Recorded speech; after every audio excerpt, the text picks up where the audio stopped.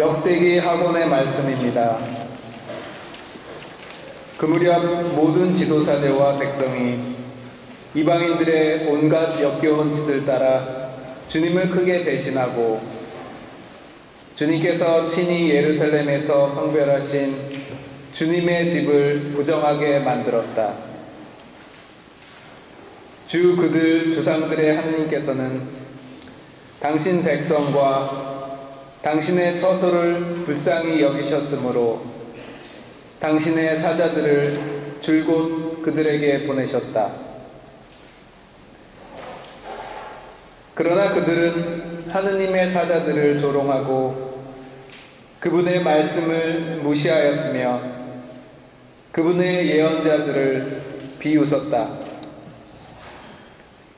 그러다가 마침내 주님의 진노가 당신 백성을 향하여 타올라 구제할 길이 없게 되었다.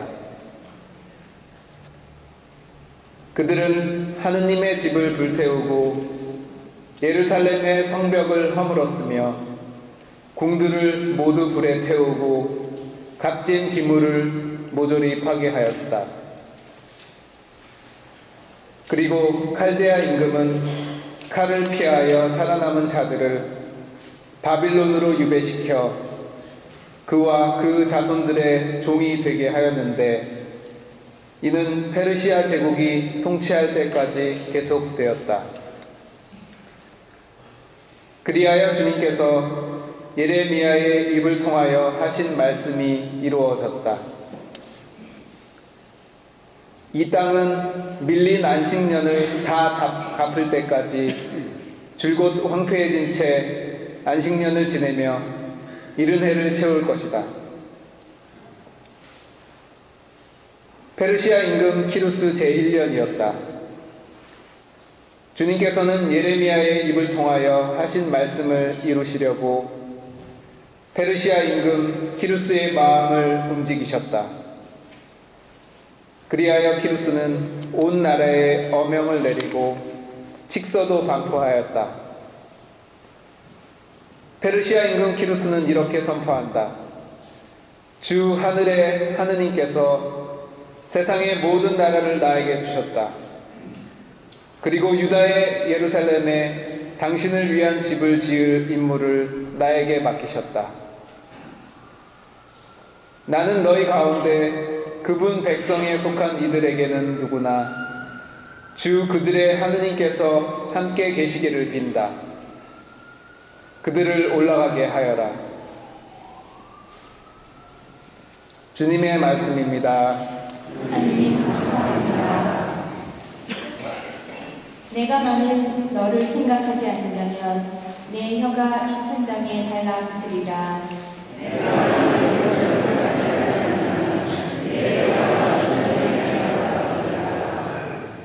바빌론 강 기슭 거기에 앉아 시온을 그리며 눈물 짓노라. 그 언덕 버드나무 가지에 우리의 비파를 걸어놓으라.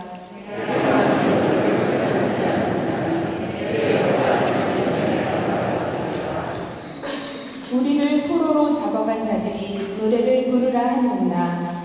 압제자들이 흥을 돋우라 불러대는구나. 시온의 노래를 불러라. 우리에게 한가라 불러보아라.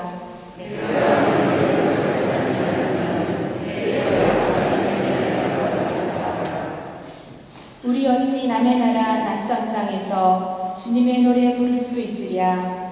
예루살렘아, 너를 잊는다면 내 오른손이 굳어버리리라.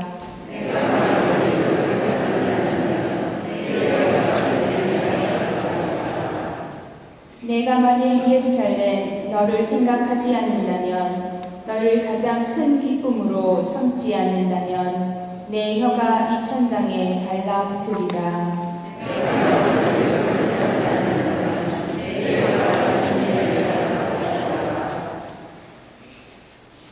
사도 바오로의 에베소서 말씀입니다. 형제 여러분, 자비가 풍성하신 하느님께서는 우리를 사랑하신 그 큰 사랑으로 잘못을 저질러 죽었던 우리를 그리스도와 함께 살리셨습니다. 여러분은 이렇게 은총으로 구원을 받은 것입니다.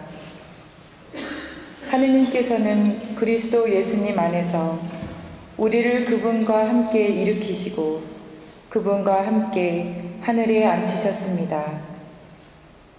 하느님께서는 이렇게 그리스도 예수님 안에서 우리에게 베푸신 호의로 당신의 은총이 얼마나 엄청나게 풍성한지를 앞으로 올 모든 시대에 보여주려고 하셨습니다. 여러분은 믿음을 통하여 은총으로 구원을 받았습니다. 이는 여러분에게서 나온 것이 아니라 하느님의 선물입니다. 인간의 행위에서 나오는 것이 아니니 아무도 자기 자랑을 할 수 없습니다. 우리는 하느님의 작품입니다.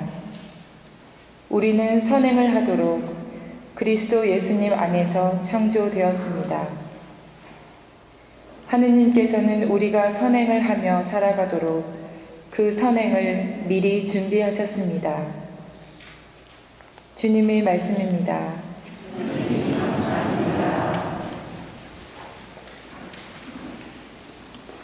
말씀이신 그리스도님 찬미 받으소서. 하느님은 세상을 사랑하신 나머지 외아들을 내주시어 그를 믿는 사람은 누구나 영원한 생명을 얻게 하셨네.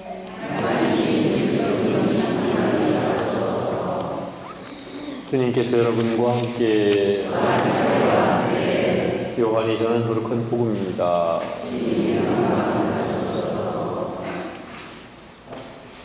그때 예수님께서 니고데모에게 말씀하셨다. 모세가 광야에서 뱀을 들어 올린 것처럼 사람의 아들도 들어 올려져야 한다.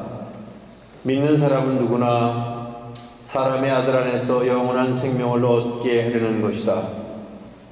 하느님께서는 세상을 너무나 사랑하신 나머지 외아들을 내주시어 그를 믿는 사람은 누구나 멸망하지 않고 영원한 생명을 얻게 하셨다.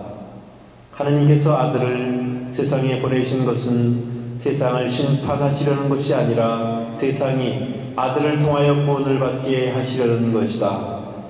아들을 믿는 사람은 심판을 받지 않는다. 그러나 믿지 않는 자는 이미 심판을 받았다. 하느님의 외아들의 이름을 믿지 않았기 때문이다. 그 심판은 이러하다. 빛이 이 세상에 왔지만 사람들은 빛보다 어둠을 더 사랑하였다. 그들이 하는 일이 악하였기 때문이다. 악을 저지르는 자는 누구나 빛을 미워하고 빛으로 나아가지 않는다. 자기가 한 일이 드러나지 않게 하려는 것이다. 그러나 진리를 실천하는 이는 빛으로 나아간다. 자기가 한 일이 하느님 안에서 이루어졌음을 드러내려는 것이다.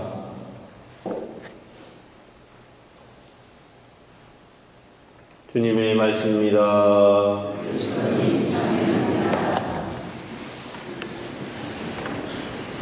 오늘 우리 조 마우로 스님께서 여러분들에게 좋은 말씀 들려주실 겁니다. 박수로서.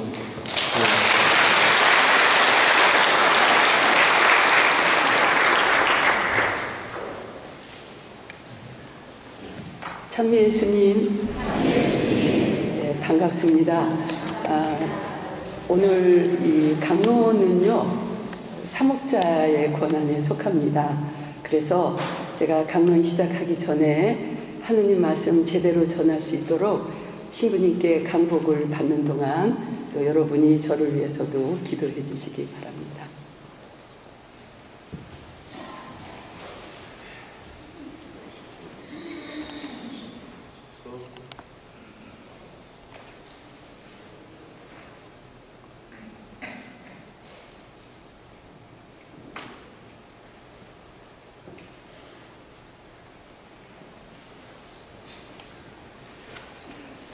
예, 오늘 복음 말씀은 우리가 잘 아는 대로 하느님께서 세상을 너무나 사랑하셨기 때문에 당신 외아들을 보내셔서 그 외아들을 믿는 사람은 누구나가 다 구원받게 하시려고 하신다는 그 말씀입니다.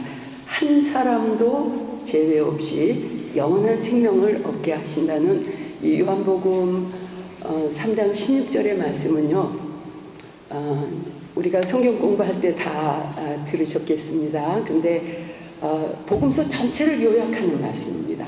그러니까 하느님께서 우리에게 왜 복음을 주시는가? 우리를 사랑하시기 때문에, 그리고 그 사랑 때문에 당신의 외아들을 이 세상에 보내셔서 그 아들을 믿는 사람은 누구도 한 사람도 제외 없이 영원한 생명을 받게 하려고 하신다는 이 말씀이 기쁜 소식인 겁니다. 그러면 여기서 이 복음서 전체에서 중요한 말씀이 예수 그리스도를, 하느님을, 또 하느님께서 보내신 성령을 믿는다는 이 믿음이 대단히 중요한 말씀입니다. 이 살아계신 하느님을 참으로 계신다는 것을 믿는 것입니다.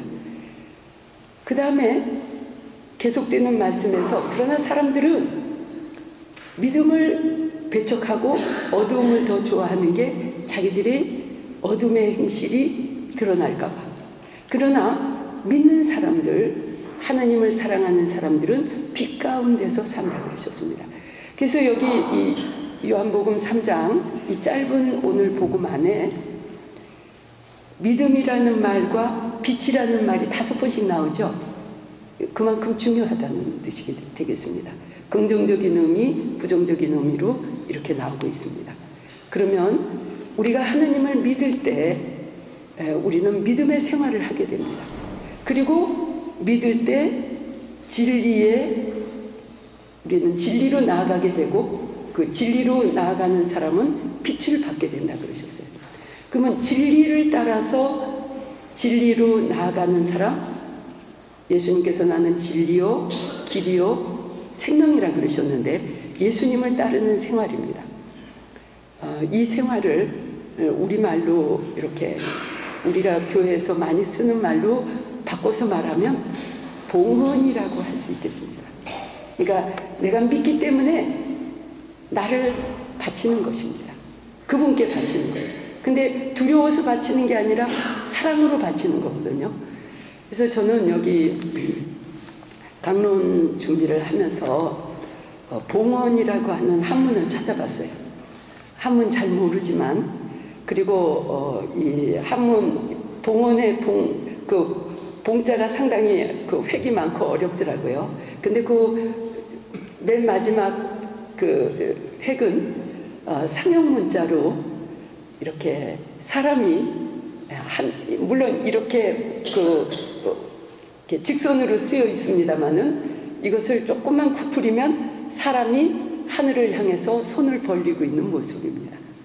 그러니까 바칠 봉이에요. 드릴 봉. 그러면 하느님께 내가 받들 봉입니다. 받들 봉. 하늘을 향해서 손을 드는 것입니다. 그러면 이 동양에서도 우리들이 가지고 있는 개념, 하늘의 뜻을 내가 받드는 것이 봉입니다. 받들 봉. 헌은 바칠 헌입니다. 그래서 하느님의 뜻을 받들어서 바치는 것이 봉헌입니다. 그러면 봉헌하고 비슷한 말씀이 봉사죠. 그러면 봉사도 역시 받들, 하느님의 뜻을 손으로 올려서 받들 봉에다 일사자입니다. 그러면 하느님의 뜻을 받들어서 하는 모든 일이 봉사입니다. 우리는 교회에서 나를 사랑하시는 하느님, 나를 위해서 죽기까지 하신 하느님, 그 하느님의 뜻을 받들어서 나를 바치는 것이 봉헌이고, 또 나를 바치는 것뿐 아니라 내가 할 수 있는 모든 일을 남이 보든 안 보든, 다른 사람이 어떻게 평가하든 오해를 하든 칭찬을 하든 상관없이 하느님의 뜻을 받들어서 행하는 것이 봉사입니다. 이것이 하느님께서 우리를 사랑하시는 그 사랑에 보답하기 위한 봉헌 생활이라고 할 수 있겠습니다. 이따가 강의 때 봉헌 생활의 그 특징